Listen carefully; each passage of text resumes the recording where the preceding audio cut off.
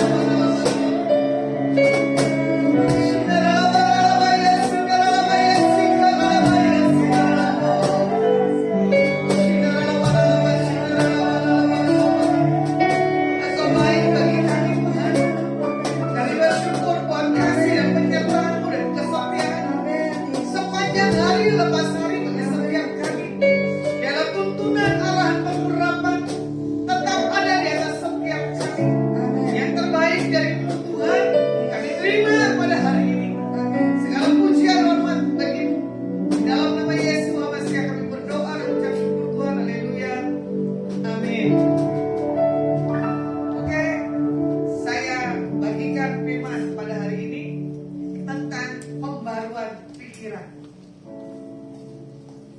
Semua yang baik, semua yang manis, semua yang sedang didengar, pikirkanlah itu semuanya. Karena apa? Tuhan mau kita punya pola pikir yang benar untuk segala apapun dalam setiap kehidupan kita lepas hari. Contoh, di dalam mengalami pembaru dalam pikiran, kita tidak punya mindset yang salah.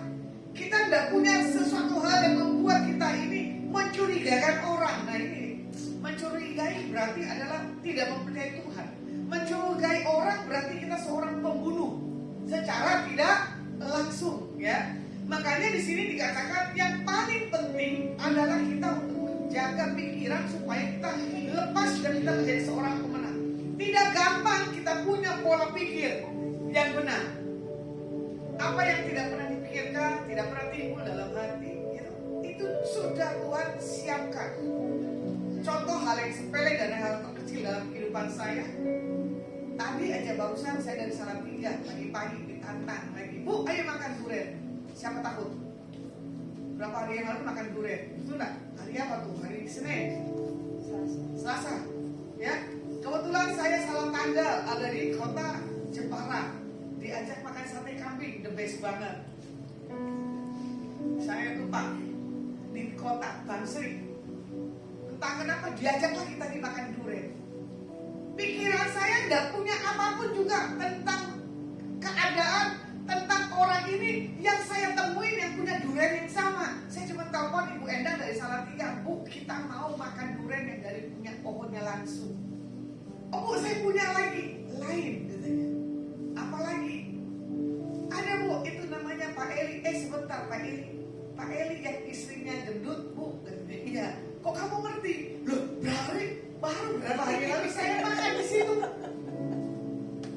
Berarti kalau sudah jatah berkah Pak Eli, ya, itu udah jauh kemana? Pucuk tiba, bulan tiba. Pak Eli turun, dibulas Pak Pendeta lagi, dia lagi dapat bonus giftnya lagi. Nah itu dia. Bayangin ya, pesannya sekian, ternyata kita bilang, Pak minta bonus, mau berapa banyak Bu? Kami siapkan. Ya terserah lah yang memberi. Nah, pikiran kita tuh tidak pernah sangka dan tidak pernah duga. Seumur umur saya tidak pernah tahu ada sawo segede banget, kan? Seperti coklat. Tapi ini sawo besarnya seperti coklat, tahu tidak buah coklat? Iya. Tahu tuh? Ternyata itu apa? Punyanya Meksiko, sawo Meksiko. Dijual satu begitu 100.000. Saya tidak 100.000. Ibu mau? Wow, dibagi. Ada giftnya lagi. Saya bilang, beruntung Tuhan saya menyandang namamu Tuhan. Aku punya Tuhan yang besar. Ya, kita punya Tuhan yang besar. Kemanapun perjalanan, Tuhan menyertai. Dan lucunya apa? KKR saya buat di tempat itu. Bayangin loh, makan durian aja bisa bikin KKR. Ternyata tiba tuh anak ibu gembala, Pak Joko dan Ibu Moy. Dia bilang, kalau saya sudah ketemu Bu Lasma, pasti ketemunya di tempat durian. Tapi anak didiknya udah bilang begini, itu kayaknya silat Ibu Lasma. Bayangin, pakai kaos hitam, celana pendek, dikenalin. Makanya jangan takut, Tuhan mau apapun kalian punya model, pasti Tuhan kenal. Baunya kita seperti apa kita tahu. Kita butuh keuangan, dia tahu. Jadi jangan takut, ini kita rubah pembauran pikiran kita, ya. Saya pikir selesai saya doain mereka yang ada di situ. Entah kenapa ada channel lain, channel apa tuh namanya ya? Pak apa saya lupa. Saya banyak bicara karena sambil makan durian, Bu boleh enggak Ibu bikin sepatah dua kata tentang durian Eli? Bapak bayar berapa saya? Karena harga saya mahal loh Pak. Bicara dan semua orang bisa. Makanya orang bilang apa? Suruh saya buat vlog. Karena apa? Menarik banyak orang dalam setiap saya bicara. Kalau saya di komersilin udah laku tuh saya punya vlog pribadi. Karena apa? Menggoda setiap saya posting. Hari ini orang Sidoarjo, Bu kayaknya enak. Orang Surabaya, Bu kayaknya duriannya enak. Orang yang lainnya juga sama, Bu duriannya enak. Ya udah, kapan mampir ke Semarang? Tak tur guide, mau makan berapa banyak? Tidak apa-apa. Minta kemurahan Tuhan. Jangan kayak ini gembala. Awas kolesterol, tapi datang tuh durian semua umur baru kali ini udah makan durian. Salah sendiri, udah di depan mata, jangan bilang itu penyakit. Ya, bilang aja, boleh karena kemurahan Tuhan ku ada sampai hari ini. Kita tidak meninggal karena durian, karena kambing, itu karena kemurahan Tuhan. Ya. Nah, yang penting apa? Gak usah takut. Akhirnya saya tadi buat satu hal vlog di YouTube Bapak ini. Dia tahu saya pendeta. Bu, itu anak saya, doain. Ternyata yang beli di situ anak-anak Tuhan semua loh. Ya loh? Amin. Akhirnya saya doakan satu demi satu. Saya bilang, Tuhan, waktu saya tidak bisa nganggur menikmati hidup. Seperti Alkitab katakan apa? Kemana kau kukirim dan kuutus? Ya loh? Memuliakan nama Tuhan, bukan yang dibuang. Ya, karena Alkitab bilang apa? Di mana kau kubuang? Pokoknya kita diutus. Anak-anak Tuhan yang ada di situ. Saya cuma mempromosikan ada tempat menara doa di sini. Di mana Bu? Di mana Bu? Nanti kalau kita kedatangan tamu-tamu yang baru-baru, ya ini karena korban dari durian Pak Eli. Ya, itu banyak orang-orang yang makan durian tempat itu. Saya juga nggak tahu tiba-tiba Bapak ini sakit setelah doain sembuh, dapat bonus durian 3, harusnya dibungkus 2. Saya cuma berdoa, Tuhan itu tim saya ada 3. Nanti kalau saya tidak kasih salah satu, pilih kasih. Kalau saya makan, kerepotan. Nah ya loh. Tapi saya punya kesaksian, Pak, Tuhan gerakan lagi itu 1, karena Pak tim saya ada 3. Pikiran saya sudah dibaca oleh Tuhan buat Bapak Eli untuk kasih 3. Ya loh, Tuhan tidak pernah terlambat. Amin. Ternyata tim saya pada doyan durian, bukan duda keren. Ya loh? Jangan suka jadi mangsa, duda-duda yang pada nganggur deh, keren-keren. Jangan, ya. Jaga segala sesuatu dalam setiap kehidupan kita. Kalau kita mau lihat ya, di Roma 12 ayat 1 dan kedua, firman Tuhan katakan apa? Karena itu saudara-saudara, demi kemurahan Tuhan, aku menasihatkan kamu supaya kamu mempersembahkan tubuhmu sebagai persembahan yang hidup, yang kudus dan yang berkenan kepada Tuhan. Itu adalah ibadahmu yang sejati. Janganlah kamu menjadi serupa dengan dunia ini, tetapi berubah oleh pembaruan budimu, sehingga kamu dapat membedakan mana kehendak Tuhan, apa yang baik, yang berkenan kepada Tuhan, dan yang sempurna. Yang dimaksud di sini tentang dunia adalah sesuatu hal, cara hidup. Kita yang sudah mengenal Tuhan dan yang belum mengenal Tuhan itu berbeda. Ya, makanya orang selalu melihat apa? Penampilan. Karena orang dunia bilang begini, apa yang dilihat itu menentukan siapa pribadi orang itu. Apa yang dilihat menentukan sosial orang itu. Waktu itu kita punya pelayanan ya, kita nggak tahu kalau Bapak itu punya taman doa, betul lah. Karena apa? Penampilannya pakai bajunya baju karyawan, apa tuh logonya di sini? Bayangin, dari Klaten jauh-jauh mau minta ketemu, saya minta tolong didoakan. Dijabarkan, saya punya bukit taman doa di Klaten. Masa sih, saya baru dengar, gitu loh. Ternyata apa? Itu taman doa. Entah dari mana orang datang ke tempat itu. Orang datang, kita diundang, betul tak? Pola pikir yang benar.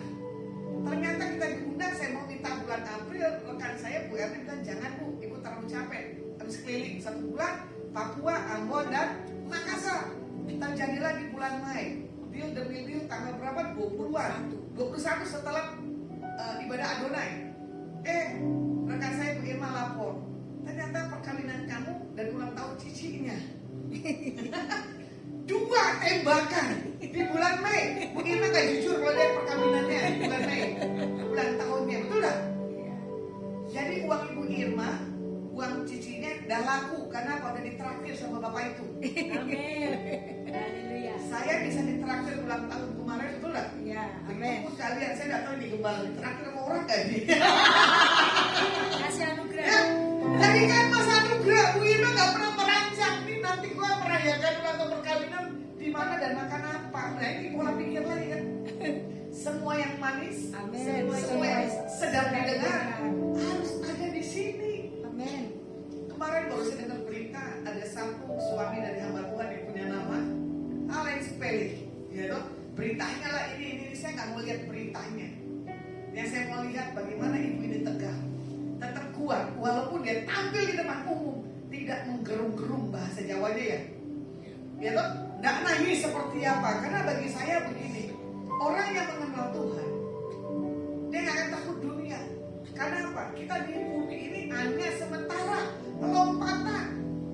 Kita cuma bisa bilang ini semua nggak berani ngomong kan? Kapan waktunya? Bukan saya tidak menikah ya. Bukan saya nggak punya beban. Tapi saya bilang atau berkali-kali, kapan waktunya saya menyusul? Ternyata orang pada bilang jangan, karena dukunnya jangan dipanggil. Masih banyak Kan? dibutuhkan. Hah? Masih dibutuhkan. Karena buat apa? Tahun 2024 pilkada berjalan. Amin. Tapi untuk kemuliaan nama Tuhan. Amin. Nah, makanya di sini ditekankan apa? Di dalam dunia, hidup orang punya satu hal cara untuk mendapatkan apapun juga. Kalau orang dunia, orang itu kaya, pasti pilih kaya. Menghalalkan berbagai macam cara. Tapi orang di dalam Tuhan, bukannya sombong gitu ya. Ya kesian amat lu punya jam begituan, Rolex miliaran. Lu kenal Tuhan enggak? Itu bahasa saya selalu begitu. Jadi kekayaan itu yang dunia tawarkan. Kalau orang di dalam Tuhan tidak punya rasa apa-apa, semua sama. Tapi orang yang di dalam Tuhan lomba-lomba. Belum tentu orang dunia berani makan durian dan makan kambing. Karena hartanya gimana? Makanya Alkitab katakan siapa yang mengikut aku tinggalin itu semuanya. Bisa nggak? Belum tentu. Makanya saya bilang kalau orang mengenal siapa Tuhannya, dia bisa meninggalkan apapun dalam setiap hidupnya. Gak usah pakai apa pesan-pesan. Gak usah pakai pesan dan kesan. Gak usah. Kan kita nggak ngerti. Tinggal tunggu berita kapan urutan kita yang selanjutnya. Nah, di sini cara berpikir, wawasan, kebiasaan semua anak di luar Tuhan dunia punya itu sama, serupa. Nah, bagaimana di sini kita dibentuk supaya tidak seperti orang dunia, ya? Karena firman Tuhan katakan di 2 Korintus 10 ayat yang ketiga, memang kami masih hidup di dunia, tetapi kami tidak berjuang secara dunia. Nah, ini dia yang gak gampang. Kita di dunia, tetapi kita punya cara sebagai tentara Tuhan tidak memikirkan apapun juga tentang penghidupan, tentang segala apapun dalam setiap kehidupan anak-anak Tuhan. Kalau mau dilihat di firman Tuhan, Yohanes 15, 18, 19 di sini dikatakan apa? Jikalau dunia membenci kamu, ingatlah bahwa ia lebih dahulu membenci aku daripada kamu. Sekiranya kamu dari dunia, tentulah dunia mengasihi kamu sebagai miliknya. Tetapi karena kamu bukan dari dunia, melainkan aku telah memilih kamu dari dunia, menjadi melainkan aku telah memilih kamu dari dunia, sebab itulah dunia membenci kamu. Makanya di sini dikatakan apa? Jikalau kita membenci dunia, kita adalah anak-anak Tuhan. Kenapa? Kita harus mengalahkan dunia di bawah kuasa daripada Tuhan, dan kita tidak punya tunduk di atas hal dunia. Kalau kita lihat lagi Yakobus 4 ayat yang keempat, hai kamu orang-orang yang tidak setia, tidakkah kamu tahu bahwa persahabatan dengan dunia adalah permusuhan dengan Tuhan? Nah, ini Alkitab katakan, jangan bersahabat dengan dunia. Kenapa? Itu adalah permusuhan di hadapan Tuhan. Karena apa? Tidak sama pikirannya. Jadi barang siapa hendak menjadi sahabat dunia, ia menjadikan apa? Musuhnya daripada Tuhan. Nah, bagaimana supaya kita tidak menjadi serupa dengan dunia? Ya, berubah pembaruan pikiran kita. Bagaimana cara kita dapat berubah kembali pribadi sikap kita masing-masing, bahwa kehidupan kita nolkan daging, munculkan roh yang daripada Tuhan. Kalau kita lihat di 3 Yohanes 1 ayat yang kedua, firman Tuhan katakan apa? Saudaraku yang kekasih, aku berdoa semoga engkau baik-baik dan sehat-sehat saja dalam segala sesuatu, sama seperti jiwamu baik-baik saja. Nah, Di sini dikatakan Paulus ya, setiap kita kekasih Tuhan harus punya satu hal, berdoa supaya apa? Keadaan kita baik-baik disertai oleh Tuhan. Bagaimana jiwa yang makmur? Di sini adalah jiwa yang benar-benar memiliki 5 karakter dasar. Ya, bagaimana jiwa yang makmur? Yang pertama, pikiran yang setia untuk bertobat dan berubah pikirannya salah. Yang kedua, cara berpikir yang mengikuti pimpinan Roh Kudus dan tidak mengikuti keinginan daging. Bagaimana cara yang ketiga? Pikiran yang merenungkan firman Tuhan secara teratur. Bagaimana yang keempat? Pikiran yang didisiplinkan untuk memikirkan hal-hal yang sesuai dengan firman Tuhan. Nah, yang kelima, pikiran yang tertuju kepada perkara-perkara surgawi, bukan perkara-perkara dunia. Nah, yang pertama ini berbicara tentang apa? Pikiran yang setiap saat siap untuk bertobat dan merubah pikiran-pikiran yang salah. Kita lihat tadi Roma 12 ayat yang kedua. Janganlah kamu menjadi serupa dengan dunia ini, tetapi berubahlah oleh pembaruan budimu, sehingga kamu dapat membedakan mana kehendak Tuhan, apa yang baik, yang berkenan kepada Tuhan, dan yang sempurna. Nah, yang kedua, tentang jiwa kita yang baik-baik saja dalam karakternya, cara berpikir yang mengikuti pimpinan Roh Kudus dan tidak mengikuti keinginan daging. Nah, orang yang hidup dalam Tuhan selalu dituntun oleh Roh. Kita lihat Roma 8 ayat 5 dan 6. Firman Tuhan katakan apa? Sebab mereka yang hidup menurut daging memikirkan hal-hal yang dari daging. Mereka yang hidup menurut Roh memikirkan hal-hal yang dari Roh. Karena keinginan daging adalah maut, tetapi keinginan Roh adalah hidup dan damai sejahtera. Jadi orang yang punya satu keinginan roh yang daripada Tuhan adalah orang yang selalu mempunyai damai sejahtera.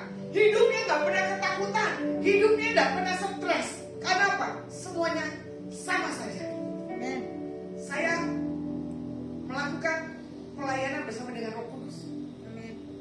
Saya dipimpin oleh Roh Kudus.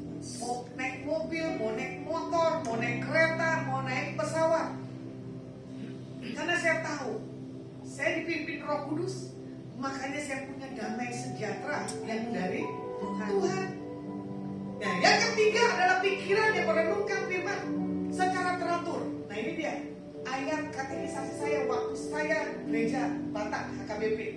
Ini saya ayat rema saya. Saya bingung itu pendeta HKBP hidupnya, maaf bukan saya menghakimi ya, sama seperti pendeta Manado dan Ambon, betul tak? Dan Papua yang belum totaliti menyerahkan hidupnya ke Tuhan. Dapat ayat yang bagi saya menyentuh, ayat katekisasi saya. Kalau orang Batak bilang CD, Ambon CD ya, CD ya. Kalau bahasa yang benarnya itu katekisasi. Katekisasi. Nah, firman Tuhan Mazmur 1 ayat 2 dan ketiga di sini katakan apa? Tetapi yang kesukaannya ialah Taurat Tuhan, dan yang merenungkan Taurat itu siang dan malam. Ia seperti pohon yang ditanam di tepi aliran air, yang menghasilkan buahnya pada musimnya, dan yang tidak layu daunnya, apa saja yang diperbuatnya berhasil. Ini contoh ada Ibu Chandra Hidayat ya, yang menyaksikan live saya. Orang meramal diri saya karena apa? Mukanya ini bukan bukan hoki lah. Ya, dibilang apa? Mukanya tidak pernah mengalami satu hal kesusahan. Saya cuma tertawa. Kok bisa ya? Waktu saya sekolah SMA, saya ikut katekisasi dapat ayat seperti ini. Saya orang yang nakal, tapi saya tahu ada Tuhan, jadi saya takut. Ya. Nah, yang saya tekankan tentang firman-Nya adalah apa? Kesukaannya ialah Taurat Tuhan. Berarti kesukaan yang Tuhan taruh dalam diri saya tentang Alkitab. Ya, selalu saya merenung Alkitab itu siang dan malam. Makanya dibilang apa? Seperti pohon ditanam di tepi aliran air yang menghasilkan buahnya pada musimnya dari tidak layu daunnya. Apa saja yang diperbuatnya berhasil. Amen. Makanya Tuhan kemanapun utus saya, kirim saya tidak pernah tanya. Saya tidak pernah komplain. Makanya Tuhan buat apa? apa? Dimanapun punya satu hal, keberhasilan. Amin. Bisa menduduki, bisa menguasai, bahkan bisa memerintah apapun keadaan di tempat itu. Yes. Contoh hal yang sepele, kita mau jalan aja iblis sudah tahu. Nanti ada aja dibuat masalah. Tapi kalau kita berpegang kepada Tuhan, jangan lihat masalahnya. Yes. Saya belajar, nanti kalau Tuhan izinkan berangkat ke Timika, Papua, dengan abad Tuhan umurnya berapa? 70 berapa? 80. Wih. 80 pas atau 80 kurang? Kurang.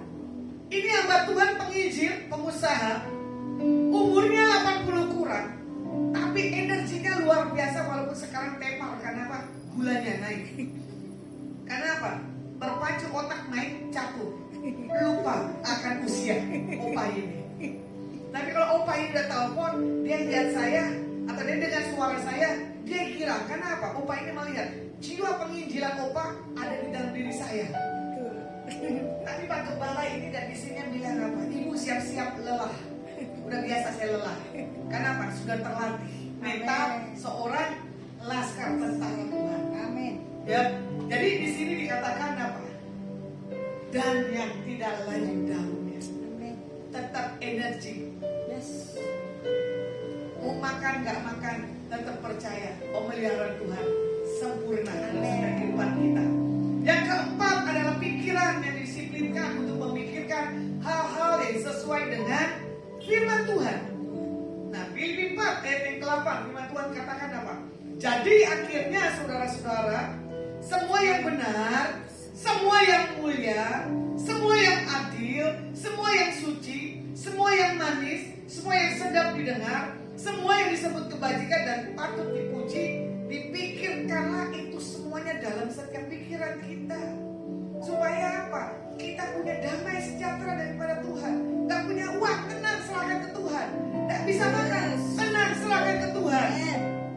Apapun yang terjadi, Apapun yang terjadi dalam hidupku ini, tak pernah ku ragukan janji-Mu Tuhan. Lewat gunung yang tinggi, dalam lembah yang curam, tak pernah ku ragukan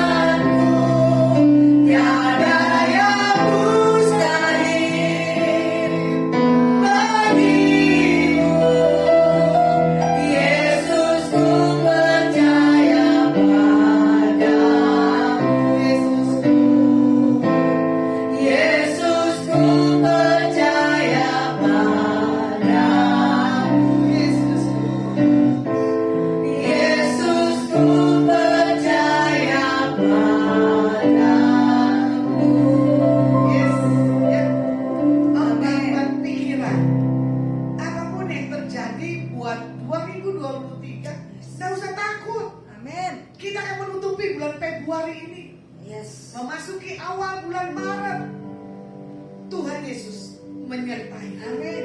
Tuhan Yesus melihat bagaimana kita punya rasa cinta haus akan kebenaran dan Alkitabnya. Ya, lakukan yang kelima, bela pikiran yang tertuju kepada perkara-perkara surgawi, bukan kepada perkara-perkara duniawi. Nah ini dia.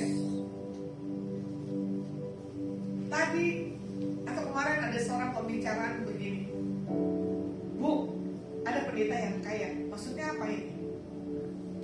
Saya pikir pendeta ini yang paling kaya, karena dilihat dari apa?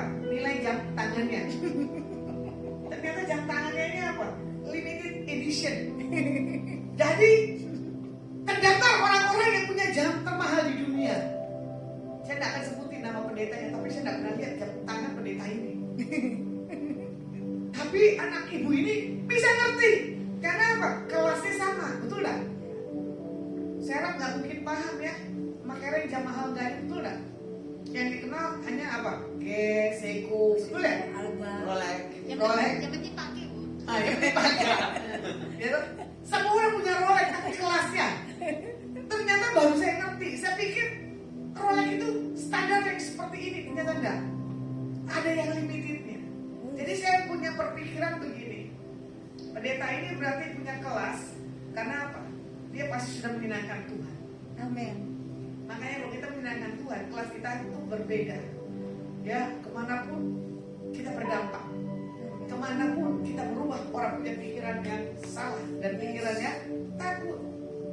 Jadi, Kolose 3 ayat yang kedua, pikirkanlah perkara yang di atas, bukan yang di bumi.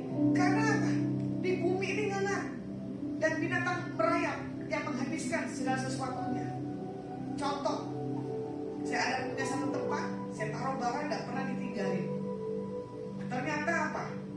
Barang-barang itu habis dimakan rayap. Orang yang melihat sungguh sangat sedih. Sayang sekali ya Bu, tapi apa boleh buat? Semua ternyata harta yang di bumi, apa yang kita punya kalau dimakan rayap, tinggal diginiin rontok semuanya. Dan saya baru tahu rayap itu cuma takut dengan minyak tanah. Tahu enggak? Oli baru saya tahu oli. Ya toh, pakai baygon saya pikir bisa, ternyata enggak. Minyak tanah dia langsung apa? Kelepek. Nah kita ini pola pikir kita dikalahkan harusnya dengan apa? Alkitab. Seperti lagunya Pak. Semua yang benar, semua yang manis, gitu. Pikirkanlah itu semua dalam setiap pikiran kita. Nah, saya akan tutup buat setiap kita renungan malam hari ini. Jika ada di antara kita, ya, masih punya kebiasaan memikirkan dan membayangkan hal-hal yang di luar Tuhan, pada hari ini kita harus bertobat. Karena apa? Jangan sampai perbuatan daging dunia ini ada dalam setiap kita pribadi.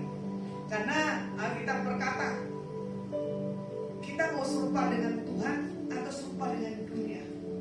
Kalau kita serupa dengan Tuhan, kita mewarisi hal kerajaan surga. Kita tutup dengan ayat firman Tuhan Yakobus 4 ayat yang keempat.